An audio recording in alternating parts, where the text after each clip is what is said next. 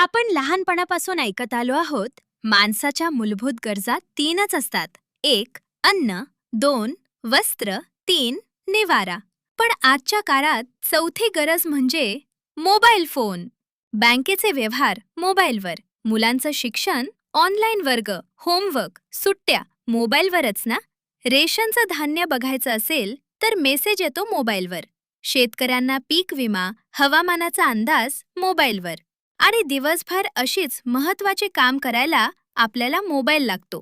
म्हणजे मोबाईलशिवाय आता कामच होत नाही. मग तोच मोबाईल जर हरवला किंवा चोरीला गेला तर काय होईल?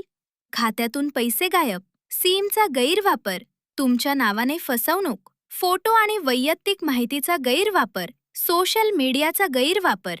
म्हणून फोन चोरीला जाण्याआधी ही एक सेटिंग केली तर हे सर्व टाळता येते. व्हिडिओ सुरू करण्याआधी एक छोटीशी विनंती.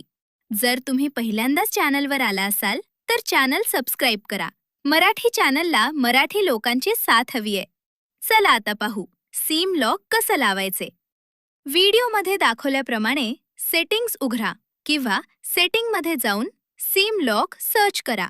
सिक्युरिटी आणि प्रायव्हसी निवडा. यामध्ये मॅन्ड सिक्युरिटी आणि प्रायव्हसी सिम लॉकवर टॅप करा. तो ऑन करा.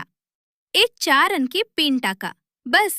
आता समजा तुमचा मोबाईल हरवला किंवा चोरीला गेला. चोर काय करेल? तो लगेच तुमचा सिम काढून दुसऱ्या मोबाईलमध्ये टाकेल. पण आता फोन पिन मागेल.